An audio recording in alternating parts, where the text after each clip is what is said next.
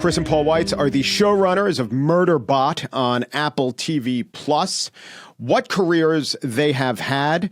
They remind me of some sort of combination of Danny Boyle and Billy Wilder. I'll just list cumulatively, and some of these are collaborations. Some of the stuff they've directed or written: American Pie, About a Boy, Rogue One, the second Twilight movie. They clearly didn't write that. Fatherhood with Kevin Hart. There's something out of left field.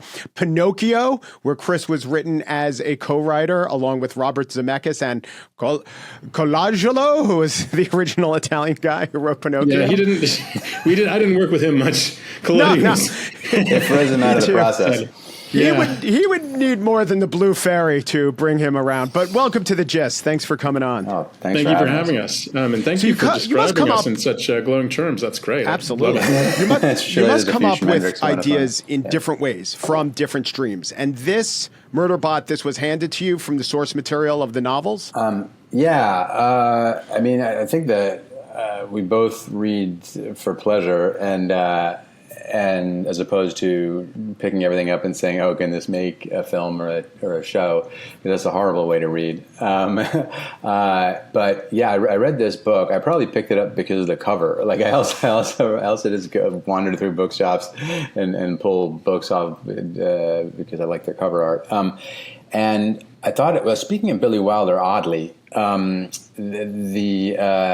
the tone of it was so specific, and this character was so specific, and the whole concept was such a sort of cynical but human, human, oddly enough, since the main character is not human, spin on science fiction, that I felt like Chris would really enjoy this. And so I sent it to Chris, and I had done a show before called Mozart in the Jungle, but I, as opposed to thinking this could be a film, it felt like this character could really travel through a lot of stories, and the book was fantastic. It's a great literary character. I don't know, Chris, do you think that's hogwash that there's like a little bit of Billy Wilder touch to the voice of it, or Ernst Lubitsch? I think there's a Wilder touch, the Lubitsch touch in space. Why not?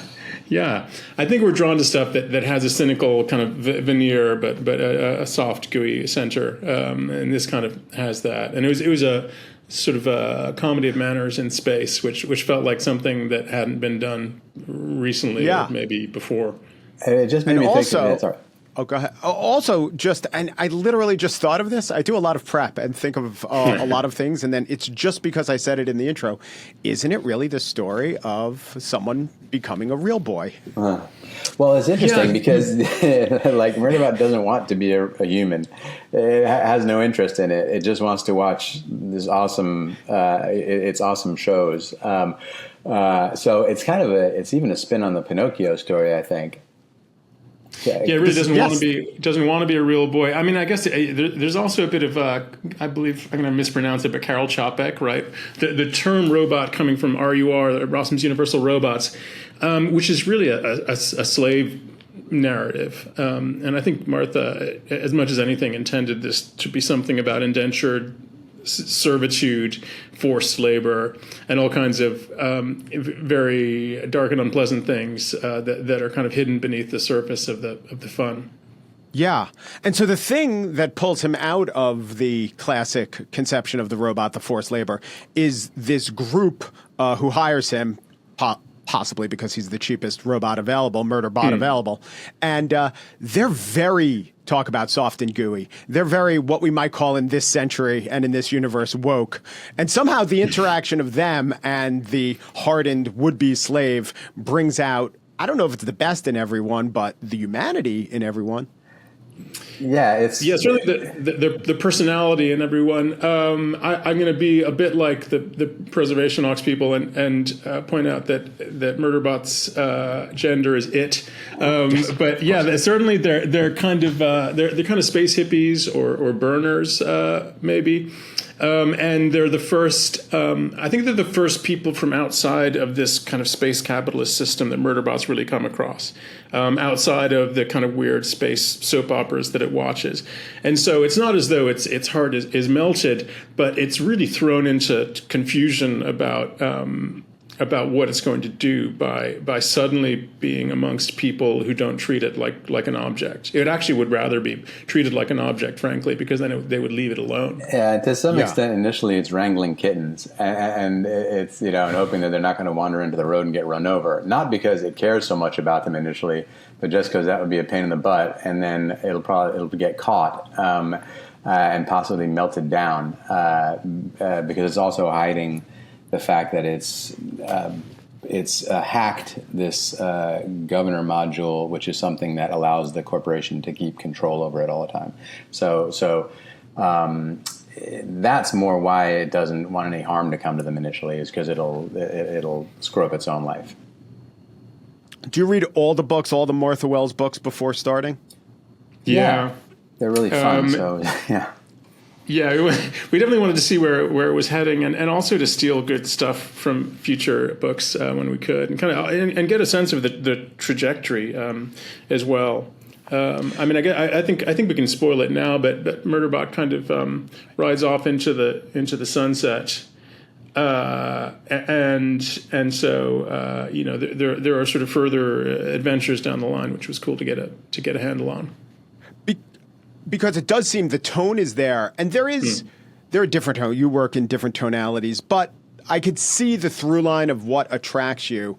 But this element of you expressed it as cynicism. I wouldn't even call it that, but it's a lot. It's very fun dramatically to be able to crack a character and to see that character change. That's the point of drama, and the tone of the series is there. But I was wondering, were there any incidents in the book where you were saying to yourself, maybe you're reading it early on and you're thinking of how it will present itself as a limited series, and you're saying to yourself something like, well, that's a problem to solve, or there will have to be some screenwriterly way to address this, and then she herself in the books comes up with that solution later in the series? Well, not just in the books, actually, because we got in touch with her very early on, and she sort of was generous with her time. And sometimes authors don't want to be bothered if something's getting adapted because they're off writing their next book. And they've maybe been through the Hollywood rodeo of somebody saying they're going to adapt their books and then it doesn't happen for 10 years. But she actually gave us ideas for stuff. Like we would go to her sometimes and saying, okay, we want someone to find this evidence of alien remnants at a certain point. Here's our idea. And she would say, well, I'm not so sure about that, but what would you maybe think of this? And she came up with some really good ideas for the show, actually. So we actually had, we had access to her as a writer. Yeah, there was. I think that our one challenge that actually Alexander helped a lot with the first season was that this is the star. This is Murderbot so itself, Alexander Skarsgård. Alexander Skarsgård, he identified quite rightly that in the book, in All Systems Red, Murderbot is kind of in the tank for its clients pretty early on. It decides. So there's a line where it says, "My clients are the best clients," and that happens about 30 pages or so into the novella. But once you've got that, a lot of the tension between the characters, at least in screen terms, sort of drops. So the key was to sort of keep them at odds as much as possible until the very end. But to do that without resorting to manufactured arguments. Yes. And so what that allows is this great fun opportunity to have this main character who's in the mode of the gruff but lovable protector, the guy who doesn't want to be doing it. So I'm thinking of John Wayne as Ethan Edwards. I'm thinking of Rick from Rick and Morty. Almost everyone Humphrey Bogart played. Lou Grant, right? Even him, even though it was a newspaper and not, the stakes weren't life and death. That's amazing. Yeah. Yeah. Yeah. I'd bet, and toss in with that, there's that simultaneously, all it wants to do is watch this soap opera called Sanctuary Moon. And there are also sort of like slightly more obscure literary sort of character examples of that. There's a a Russian novel called Oblomov, which struck me at the time that I read it, along with Dostoevsky and all these Russian novels where people were frantically doing things. It's a novel about a guy who just wants to stay on a couch all day, and all the things that are dragging him off the couch, unfortunately. Yeah, what you're saying is just to interrupt. It's funny you say that, because the first time I watched American Pie, and when the guy stuck his dick in the pie, I was like, the writer of this read a lot of Dostoevsky. It just came through the screen. I'm sure Dostoevsky spent his time with his Cobbler and Punishment. Yeah. It was a samovar, though. I guess more in the kind of the pulp genre. I was thinking about how Marlowe, Philip Marlowe was described as this kind of knight errant, right? Underneath all of the hard drinking and the cynicism, there was this sense of inherent decency. Murderbot kind of has that. For some reason, it keeps on doing its job well, and it's inherently protective. And I think it never quite figures out whether that's remnants of its programming or its actual personality and character that does it. Yeah, but there's an analogy to humanity. Is it our DNA that makes us protect other people? Mm-hmm. Is it the fact that we're a social creature and we get more resources if we show "quote unquote" altruism? Right. How much are we really not programmed? Yeah, I haven't figured that one out yet. But season 2, we're gonna do it. We're gonna crack it. So. Is he another good tension? Tension is always fantastic to play with. Is the question, is he omniscient, or is he forever unsure if they're onto him? Because in some ways, sorry, I'm saying him. Is Murderbot, he has so much ability to observe everything from all angles, and yet he also has what I think reads to us as humans as neuroticism. Oh, yeah. And so how much was that, what you wanted to play with in the script, or what Skarsgård was bringing to it, or source material, or anything else? Speaking of neuroticism, some of the sort of the most entertaining thing about the artificial intelligence as it's manifesting itself through chatbots is how deeply neurotic it appears sometimes. It also feels like, that is some sort of essence of what makes somebody a person, is what they're worrying about and freaked out about. Right. It's so needy. It wants you to love it and approve it. And then when you scold it, you're like, you're right to point that out. And I always say you were wrong to make the mistake. I'm pretty mean to my chatbots sometimes. You should be careful. What is it? Ruka's basilisk. You should, hope it's not being all recorded and filed against you. But I think that Martha's contention would be that something in the making of Murderbot, probably the combination of sentience and lack of free will, that sort of chaining of free will and free expression made for anxiety and depression in this character, and is what makes it so appealing. And there are like a lot of people sort of see an analogy to people on the spectrum, to aromantic and asexual people, and I think that Martha's never trying to do this kind of direct comparison, but there's something about this character that inherently sort of draws those comparisons. It's really interesting, and I think that it never quite gets to the point itself to where it's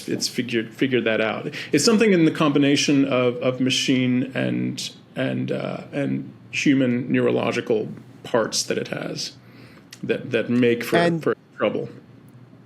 And at the risk of engaging in ethnic stereotypes, but maybe one of the few ethnic stereotypes you're allowed to engage in, is there something about your lead actor, his icy, placid Scandinavianness that plays well with this robotic character, who also may have, and if you know about the Scandinavians, may have a good deal of neuroticism? Mm-hmm. Yeah, I think he. What was Alexander's quote about Swedish people that like beneath the surface they're like roiling with insanity, like they're incredibly polite, incredibly polite, but that's not exactly how he put it. But beneath the surface they're utterly crazy. I think that in tandem with the rest of the cast and the crew, it's also, I think, specific to Alexander that he is, along with being a great actor, he's a real oddball. Like his IMDb picture is him in I think tuxedo top and underpants. I think that part of the reason that he took to this so much is that he is somebody with an internal monologue going on, which does not match his surface, and that's the case with Murderbot as well. Is it creative? Is it creatively exciting or daunting? The fact that everything in the environment is a choice, right? So if you're doing About a Boy, someone hands you a candlestick, and it's a candlestick, right? Maybe as a director, you get to choose 3. With this, there's nothing that you don't craft, make decision. Literally, no curve of a dash that you don't make a decision on. Yeah, you really put your finger on one of the most painful aspects of making this show, which we probably didn't realize until a few months into pre-production, which was like, oh God, you can't just have a chair. You've got to have a space chair, and it says something about the culture that made it. And so everything is manufactured or kind of kit bashed, right? You can do sort of mashups and things like that, but everything has to be thought through. And also, you're trying to thread a needle of all the great science fiction that's come before it, the Star Wars universe and the Ridley Scott Alien universe, and there's also landmines of cliches on either side of whatever decisions you make. Luckily, we had a really great production designer, Sue Chan. She's done a lot of different things, but she did Shang-Chi for Marvel. But she was really great at both coming up with really interesting looking things, but also having a logic to them. So they're on this planet for the most part, sort of a deserted planet, and everything there has been extruded by some ship that's come down. So the hippies are in this sort of plasticoid environment, and that they then have, because they're sort of creative people, they've gone and graffitied and hand colored all sorts of things. So the big thing is, A, not to despair, because you're right. You put your finger on the most alarming thing about doing science fiction. And then B, to have a logic to everything, I think, a story logic. Is it the case that most of the cast in the show, the actual show, most of the crew of the spaceship are made of non-Americans, but most of the cast in the show within the show, the Lunar Moon show, are Americans? That's really interesting.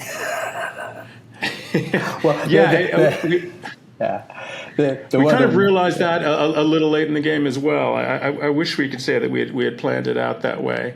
Well, okay, fine. So even if it's not planned, I think there might be, again, I'm overanalyzing as Murderbot sometimes does, there might be, the show within the show is broad, and you cast comic actors there, Jack McBrayer, and for instance, and it does seem to have more of a broad American, Star Trek-esque sensibility. And even the lighting is a lot different, isn't it? Yeah, absolutely. It's maximalist, and it's I think there's a vibe to that show, right? And it was also pointed out by somebody that it's mostly male, the cast of Sanctuary Moon, and the cast of our show is pretty balanced, if not tipping the other way. So there is this kind of there's a very gung-ho science fiction feel to what's happening in Sanctuary Moon, whereas in Preservation Alliance, these guys don't really know that they're in a science fiction show. They're just trying to do their thing, basically. Right. I said Lunar Moon, so redundant. Sorry. It was also just people whose phone numbers we had for Sanctuary Moon, because we worked with them before. We got a lot of phone numbers at this point, don't you? Yeah. So that's the good thing about sticking around a while. We just call them until someone picks up. Yeah. But like John, speaking of American Pie, John Shove, we first met him when he was the guy recommended by the casting agent to come in and read the scene descriptions when we were doing our read through, and we thought, oh, this guy's really funny and interesting, and charismatic. And then we gave him a part, and we've worked with him something like 14 times since. It's up to 16. Yeah. This just hit me again. Did you guys, if not invent, popularize the word MILF? John Was that John you? was the MILF I guy. felt that question slowly taking shape in your mind. You knew where I was going? And I started sweating. I still don't know what the word means. Yeah, that's good. Plausible deniability. I think Excellent. I'm going to blame that one on Adam Hers, the quite brilliant screenwriter of American Pie. I feel like it was in the culture. As they say, I'm certain too that the movie popularized it, and John Cho apparently has it shouted at him on occasion as he goes through his everyday life. Well, he deserves it. Another aspect of Murderbot is the show opens up in later episodes and we get to see more of the planet, but there are large stretches where the cast is contained within their ship, and it struck me, there are different ways to describe this, but the psychological thriller of the suspicion-based chamber play, right? Yeah. The closed circle thriller. There is some of that going on, is there not? When everyone is questioning, or where Murderbot is questioning the his crewmates, and the crewmates are questioning the safety of Murderbot. You hope there is. There's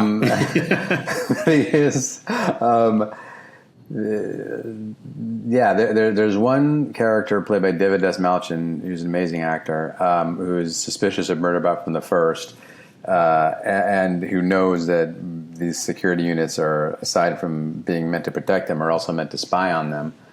So he's really the one who's freaking out. And then the others sort of fluctuate. And then the leader of the expedition, played by Noma Dumezweni, is she very early on needs to believe that Murderbot is a person, and she cares about Murderbot. I think partly because she can't share her total anxiety that she's made a disastrous decision to remain on this planet with any of the people who are part of her team. And Murderbot's the only one she can talk to, but Murderbot doesn't want to talk to anyone. I think you get to trade in as much as there are cliches you want to avoid, you also get to kind of draft off of some of them as well. So there's the Thing, and there are there are replicants, and there are the robots or the androids in the Alien movies who are always under suspicion of right. Those are the sci-fi ones, but even Lifeboat, even Hitchcock's Lifeboat. I was just thinking of Lifeboat, where you don't know whether one of them is a Nazi spy, right, or something like that. Yeah, I was just thinking of Lifeboat. Gee whiz. And the people, the characters in the show only know about the security units, about the kind of robot that Skarsgård plays from news reports, and we have to imagine that news reports are incredibly tabloid and amped up, and from entertainment, in which they're always kind of murdering people. So they come in with their own preconceptions about what an entity like this might be, which are completely off base, actually. Yeah. So again, it's just so thrilling. It seems so creatively. Why am I saying that word wrong? It seems so creatively rich. But that also, the other side to that is it's daunting. It's a whole world that you have to provide. And then there's the question of, and this is what all the fans want, another season. Mm-hmm. So does Apple TV Plus come to you and say, all right, you don't have to do Severance numbers, but 2/3 of Severance would be good. It's much more mysterious than that. The Wizard of Oz doesn't step out from behind the curtain and say, hey, Dorothy, if you just do this, this, and this, you're going to go back to Kansas. The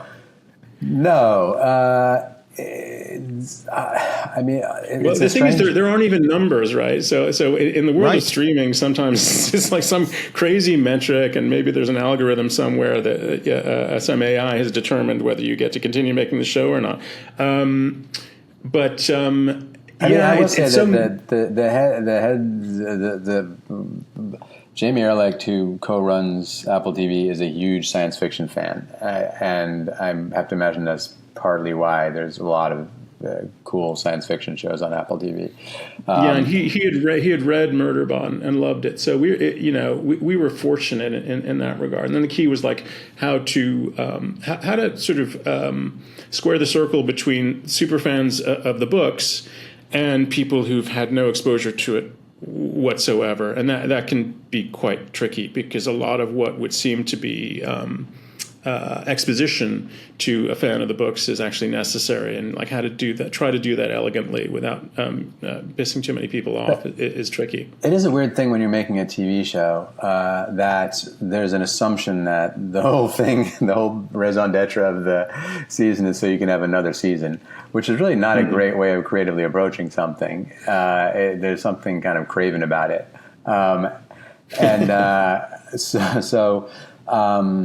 Look, we're lucky enough that there is going to be a second season, but also I think that I was really happy that this season maps onto the first book, which has a beautiful ending, and we had to actually add some stuff in tandem with Martha because the first book is very, very short. I mean, it's really weird because in a way you can't think about how people are going to feel about it to do a good job with something. It's like thinking about breathing. And also, but I understand what you're coming from. It seems weird and craven to want that next season, and yet the fundamental basis of storytelling is Scheherazade and 1001 Arabian Nights, and if you tell an entertaining enough story, you get to live to the next day. So it's not. It's not out of keeping with what your entire tradition has always embodied. Oh, 100%. Chris and I, the first thing we wrote together had a sort of schlocky director character in it, and at one point in the script he says, "Don't kill me, I can still make you money." And I just think, in general, as a filmmaker or showrunner or something, I'm not talking for Chris, this is more my neuroses probably, there is some degree to which, you're trying to keep the story going so you can still do it because it's so fun telling stories. From the time you did Mozart in the Jungle, which ran for 4 seasons on Amazon, is that right? Yeah. And won all sorts of awards and was a beloved show. So that was about a decade ago to about 6 years ago. Has everything changed? I guess the question is, did the lessons learned there, are they still more applicable or less applicable to doing the multi-episode, multi-seasonal potentially arc on a streamer? Well, that was like, we were so early on in the existence of Amazon Prime that I think that they were just like, you've given a lot of credit if the thing just wasn't horrible. Like if you were just like, oh, wow, this cuts together and I'm enjoying watching this. Why'd you do another season? It's definitely not like that anymore.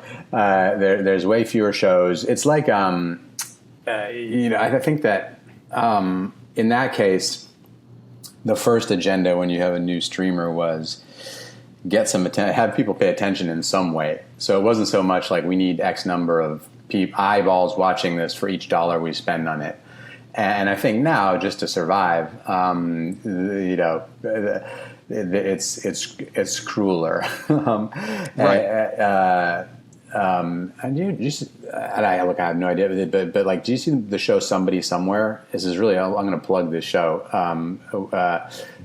Is this the one in Manhattan, Kansas? Exactly. Yeah, starring Bridget Everett. It's a beautiful Bridget show. Everett, And they did 3 seasons. It's a fantastic show. It is so sort of homemade and beautiful.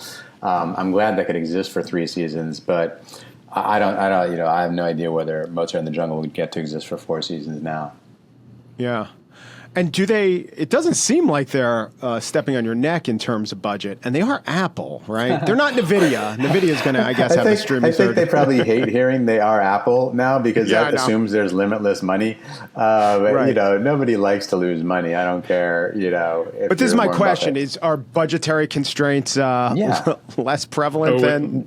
No, always. More. Always. Okay. We've never made anything in which there was almost not enough to do it. I remember like we're working on Rogue One on Star Wars, and they're like, there's a big budget crunch, we might have to cut a planet. And I was like, wait a second, this is Star Wars. I mean, that's the same as saying like, this is Apple, like Star Wars. We need this planet.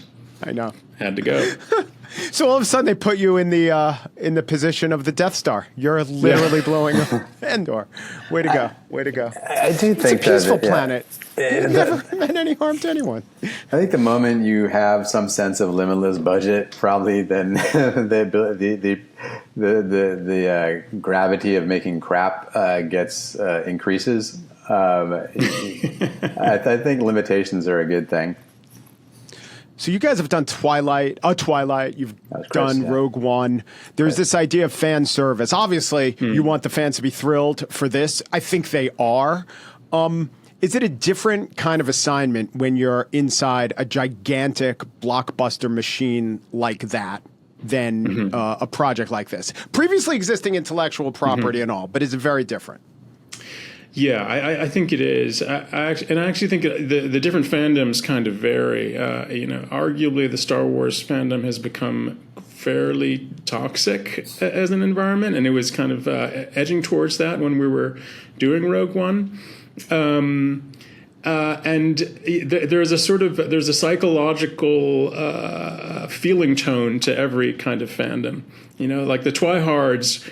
As long as they felt that you got the essential thing about Jacob and Edward and Bella right, and they would just love you to the moon, right? So they're very, very, very loving. Star Wars, you'd better watch out and get it right. And it's with Murderbot. I think that there was this sense that a screw up was coming down the pike, because the moment they thought nobody's ever going to understand why I love this thing, right? They were less so in other words, the fans are like the main character. They're neurotic. They're expecting the worst. They have a sense of duty, but I don't know if they have nipples or not. They didn't think of themselves as a powerhouse that needed to be appeased. They're like, oh God, they're just gonna mess this up, so I'm not gonna get my hopes up. And that's been a really interesting and fun kind of encounter, because ideally you come at it to any fandom loving the thing that they love, as much as they do, or at least in some kind of harmony with what they do. And we could bring that in this case. It was great. I want to go back, and maybe we'll even literally cut this back to where we were talking about every design of a chair. I wanted to ask you about the design of the monsters. They should be, okay, there are a couple philosophies here. They should be scary. The characters have to be, even though they're playing against the green screen or whatever, they have to be motivated to be scared. And yet at the same time, this is a choice. You could either have them be purely scary and just 100% go with that realism, but they could also be, in a way, goofy, a little bit comic. What were you thinking about when making those monsters, and, on what part of the totally scary to Monsters, Inc. from Pixar were you considering making the monsters? I think we were going for scary, and any goofiness is kind of accidental. No, because I think we knew that eventually you were going to see this species mating, right? So there had to be something that felt a bit kind of comical in the way that real sex of any kind of creature is essentially comical and hopefully not scary.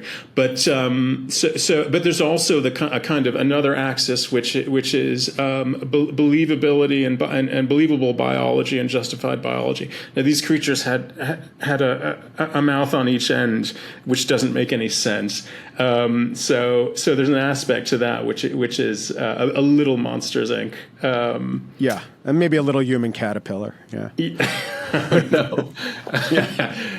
Just taken from the greats: Hitchcock, Wilder, human caterpillar. Yeah, we're ranging far. And even beyond the monsters, there's the world inside the craft. But when you create the world building, maybe an overused phrase, there is a philosophy that either have the world be totally real. Young Frankenstein was funny because it's for many reasons, but it's literally the sets that were used for the classic film. And so you can bounce off that, and the humor is heightened and not, it's heightened by the reality, the ultra reality of everything next to it. But then there's another philosophy, and maybe Monsters, Inc. is like this, where things are a little off, and you could even find jokes in the background. Where were you with that? I mean, we wanted a rationale. I mean, the big thing initially was Murderbot's suit. The decision, because, and we had some of the, we had a designer who worked on some of the book covers, Tommy Arnold, work with us. So the first tendency is to go for something that's a little like a stormtrooper or something, because Murderbot is one of a line. You know, there's thousands of Murderbot out there of that particular model, but we wanted it to be distinctive, and Alexander Skarsgård in particular was like, I'd love it if, like, at some point, like, someone was wearing a Halloween costume of Murderbot, you knew exactly what it is. And now there are some people, like, showing up at sci-fi conventions with Murderbot costumes. But so we actually, when we were building the helmet, we incorporated the corporate logo into it, which is something that you see stamped on various things sort of throughout. Anything extruded by the corporation, anything that they're selling has this kind of logo on it, manifested in different forms. So we went in that direction because we thought it was logical. You know, if you buy a Mercedes, like every couple of years they're going to change the design, but it still have the Mercedes logo on it. Yeah, and there's also a point where the rubber meets the road. We really wanted to shoot the sequences with the suit in camera, so it wasn't going to be like Iron Man where everything's CGI. And in order to do that, they're like the functionality of the suit is going to dictate a lot what the form of it is as well. So in that regard, it was kind of hard, although not totally hard sci-fi in the sense of of looking optimally, cool and sleek. It actually looks kind of dinged up in a lot of cases. Yeah, and he had to be able to breathe in it, and he had to be able to move in it without falling on his face. So he had to be able to see out the front of it.